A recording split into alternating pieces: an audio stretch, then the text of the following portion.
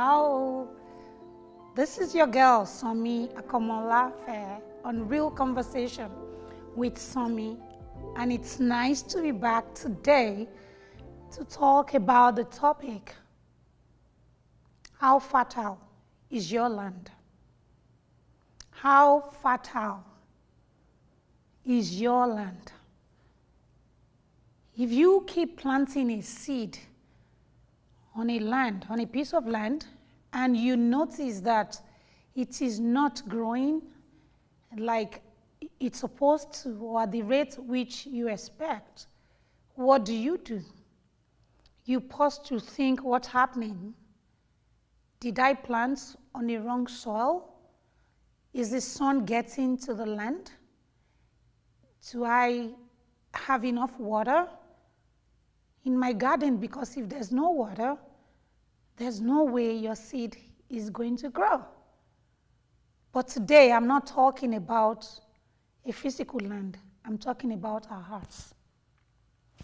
Do you know your heart is a fertile land where anything you deposit there, be it through movies, through books, through what's spoken to you, either by your parents, by your friends, by neighbors, by co-workers, by anybody around you, people you look up to, can begin to grow and germinate if you allow it in. A lot of us are going through doubt, self-doubt. We don't see ourselves the way we actually are or we're supposed to because of the things that has been said to us in the time past. So what do you do when you notice that words get to you, not because you're too emotional like people always say, but because you've allowed people that speak negative words to stick around you for too long, and you begin to believe the lies they tell you? My belief is that no matter your shape, as long as you're still alive, you're a raw material in the hands of God that God can use and turn around. So why do you keep allowing people to look at you and be like, oh my God, she's so big. Oh my God, she's so short. Oh my God, she doesn't have long hair. Why do you keep allowing people to determine who you are supposed to be instead of what's inside of you and what He has called you? There was a day, an old classmate of mine from high school in Nigeria saw one of my pictures, and the only comment she sent to me was, oh, babe, you're getting fat now. Realizing my heart is a fertile land, and if I allow that to stick in, it could affect me to begin to say, oh, she noticed I'm getting big now, this and that. You know what I did? I told her, oh dear, did I tell you I'm in a competition with you? Did I owe you a skinny body? I said, I do not appreciate you looking at my pictures, ignoring how beautiful I am, ignoring my nice, colorful dress, ignoring my designer slippers, ignoring, the time I took to even do my makeup, ignoring how clean and fresh my skin is, even though my lotion is not that expensive. But you know what? Look at me.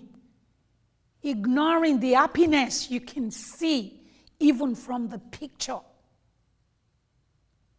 I said, I do not appreciate you coming to me with what you think is not working about your life.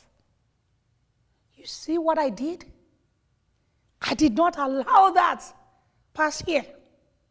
I pushed it back to say, what you're saying is not a representation of me. I look at myself in the mirror every day, and what I see is beauty. What I see is a woman on a mission. What I see It's a raw material that God keeps working through. Every day making me better.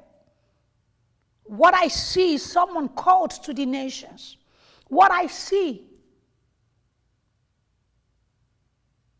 is a raw gold that God is taking through the fire to refine. What I see is a blessing to many generations. What I see. What I see. What I see is someone on a mission to change the world. So I don't know how your sight is. Because I'm sure there's something wrong with that sight if all you see is how big I am, even though we've not spoken in years. And you've not seen me in years. You know, even coming from someone that is way bigger than me. How do you go to people to say that? But realizing your heart is a fertile land, and whatever you take in is going to mess you up one way or the other. If it is negative, you have to stop it right there. At the end of the day, do you know, by the time I got done coaching her and telling her the things I see, which is different from what she saw, she was like, oh, I didn't mean it like that. I'm even bigger than you. People tell me that, and I'm trying to work on my weight. I said, excuse me. I said, I knew it. So you are trying to work on your weight. You are struggling with weight issue. And instead of you to be gracious to other people, you want to talk about my weight? How did we get to that conversation? No, this is not okay. I do not talk to people this way because I don't know whatever they are going through. A lot of people are using medications for fertility to treat one, diagnosis or the other, and it makes them eat. Do you want them to explain that to you in a minute conversation because you could not be gracious with your words? No. A lot of people are struggling with depression, and food is comfort to them. Does it mean they don't need help? They need help, but that's not where you start your conversation through. Realizing your words are seeds that could mess people up, that could mar them, that could further put them down, is a great deal, so that you choose your words wisely. And when you notice that people around you are not gracious to you with words, you need to stop it. You don't have to be rude to them, but you are an advocate for yourself first. If you cannot advocate for yourself, how are you going to advocate for those you're sent to? At the end of the day, she was like, I'm so sorry. I didn't mean it like that. I said, well, you didn't mean it like that, but that was what your words could have done to someone that doesn't know, someone that doesn't know her worth, or someone that is not self-aware of the fact that words are seeds. So I said, I don't want you to say this to any other person. You're working on being a better version of yourself. I see you. I see that you're bigger than me.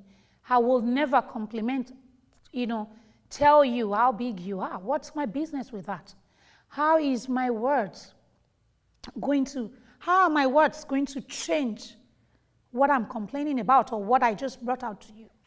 Are there no other good things in your life or that I can see in the pictures that I can compliment about? No, there are like 5, 6 things that are good that I can compliment about. Why do I want to bring to the center what I think is not working? Whatever that spirit is that is making people do that to those they call friends and loved ones is not the Spirit of God. It is not. And we can't justify it. Oh, I'm just being blunt. No, that's not you being blunt. That's you partnering with the devil to mess up those you call friends. That's you not helping your fellow woman or your fellow man to be better. If they have not asked you, do not talk about it. Oh, someone is struggling with something. You can reach out to them and say, oh, do you want me to help you with this? Or do you know I actually know how to do this? Instead of you saying, oh, so you mean you don't know that? Excuse me. At the end of the day, you want results, not the feeling of I'm better than you, I got it better than you, or I knew about this better than you. No, we're not in competition with anyone. You should be a family member, you should be a friend, you should be a co-worker that will always see your words as seeds, so you can only speak gracious words to people. Because they will never forget how you make them feel. Years later, you meet people, and it's either you don't want to talk to them at all, or you want to run to them and hug them. In one of my classes 2 years ago, my instructor was led to speak some words of knowledge to me, and till date, I still talk about it. I was on my live show like 3 weeks ago, a month ago on Facebook, and his wife was there. His wife was there, and I said those words again, and I said that was the turning point for me. I really needed that. I cried for 2 hours, but it was like God chasing after me. Because God said, through him, any kingdom and culture that has built empire on subjugation of women and children is not the culture of Jesus Christ, and it needs to be trashed. And immediately he said that, it was a minute to the end of the business coaching class, and I kept hearing, Sanmi is talking to you, Sanmi is talking to you. And you see, I didn't even see him as a prophet. To me, he was just my professor in the class. It was an online class. And after that, I started crying, and he saw me, and he said, God told him, whoever is crying when you say these words is the person I want you to minister to. And every other messages he gave were 100% on point. And the words that came out of his mouth felt like it came straight from heaven. And it was what I needed, because he showed me that truly God is interested in me. God cares about me. God has me in mind. This man lives in Atlanta, Georgia. I'm here in Omaha, Nebraska. There's no way he could have told me those things except God showed it to him or gave it to him. I cried for 2 hours, but you know what those words did? It led me back to God. It led me into surrendering. So apart from not taking in words that don't represent the way God sees us, we should not also dish out words that will hurt others, our partners, because words are like eggs. When it falls and breaks, there's no way you can put it back together. So you might say sorry, but will sorry fix the effect of what you have done? No, it won't.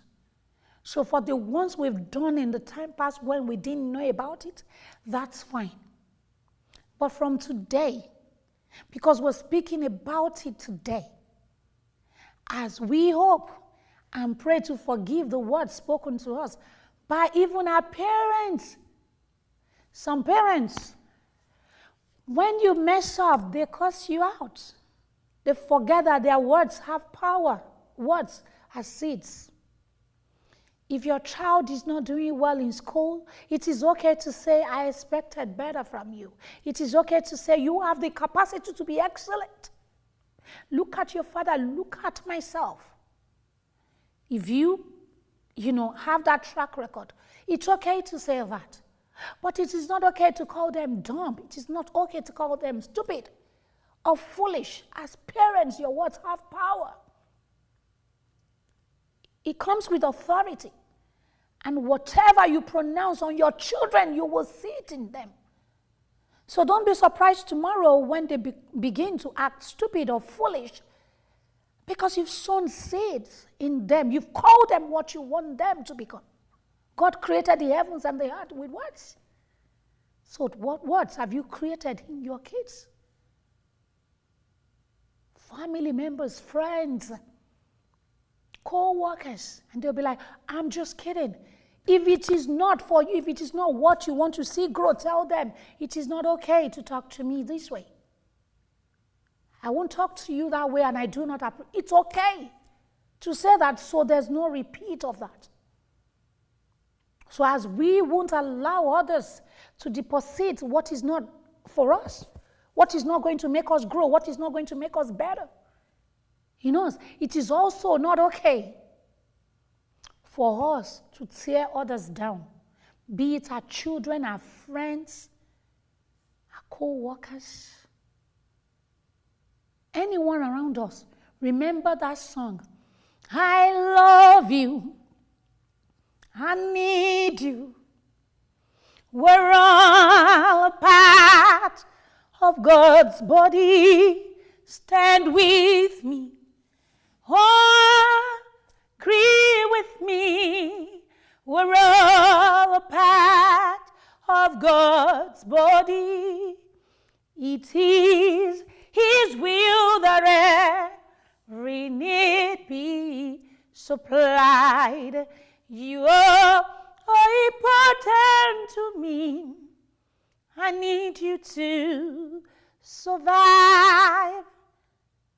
We need each other to survive. That means when I am struggling and I come to you, I don't need you to say, you shouldn't have done this, you shouldn't have done that. You think I've not thought about what I should have or shouldn't have done? I have thought about it. I've blamed myself. What is the solution? And if you don't have anything to say, it's okay to say, you know what? I really do not understand what you're going through right now. But if you need a hug, I'm here. If you need someone to listen, I'm here. I'll just be here in the moment with you. Some of us, we want to say something right away, and it is judgment. People that come to us feel they can rely on us. And it is okay if you're not in the mental capacity to actually take in what they have brought to you. It's okay to say, I am so sorry you're going through this, but, right now I really can't help. Do you want to see, our advice, or do you want to see a counselor or a professional, someone professional that can really help you, because I don't have the capacity? Instead of judging them or now talking about our own issues and refusing to address what they have brought to us.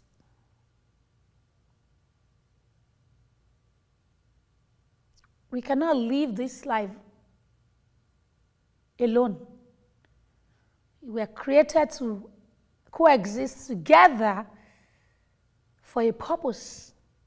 We can hold each other's hands, and do better together. We're better together. But if we have bruised each other, or we have, teared each other down with words that are unkind, how do we succeed together? As we don't want people to invest negative words in us, we should be mindful not to be doing that to others.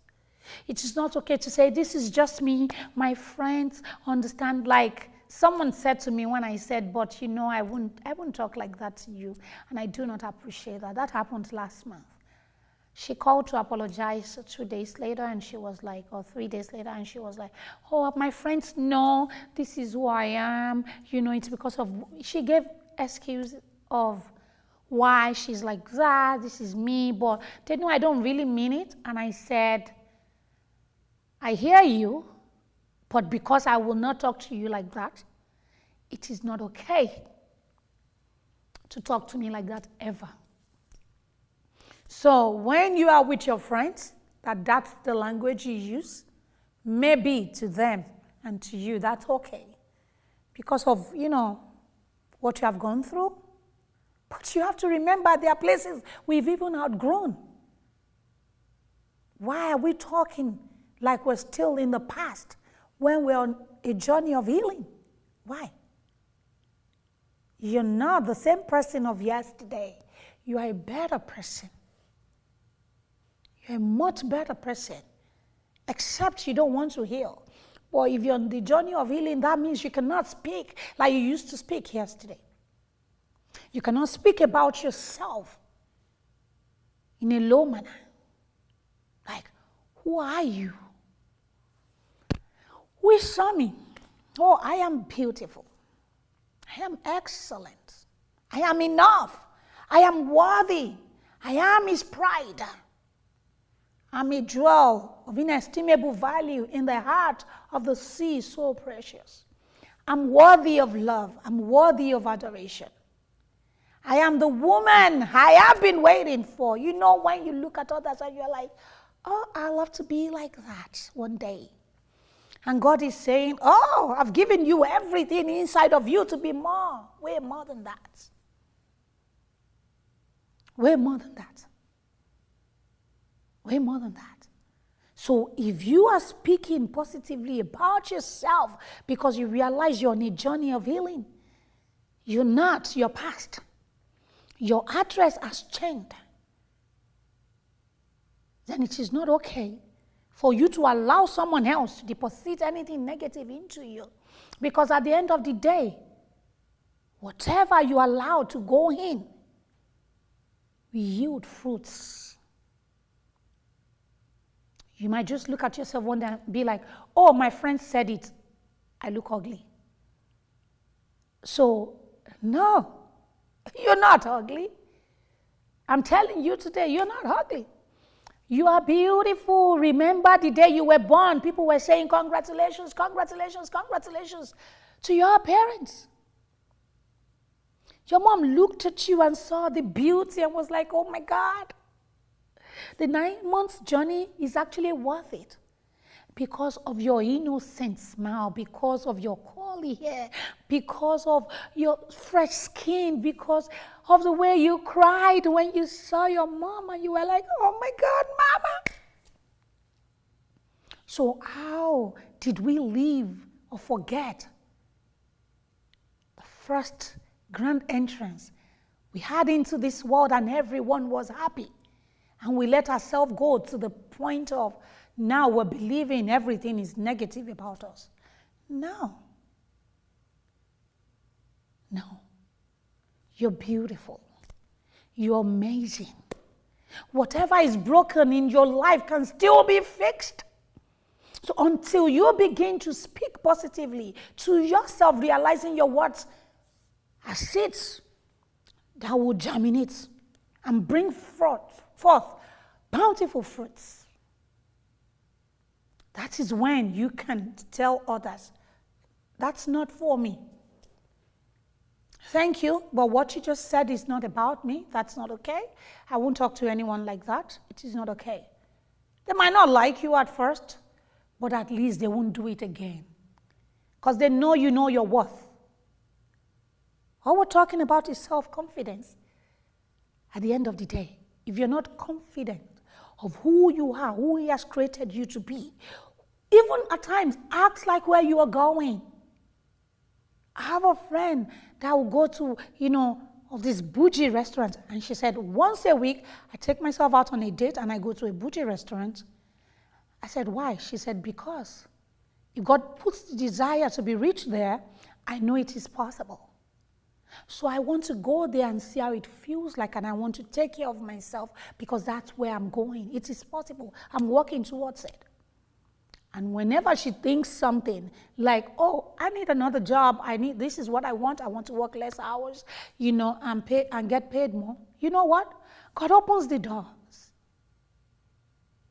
She just got a job, $20,000 more, the first day she came to Omaha to visit.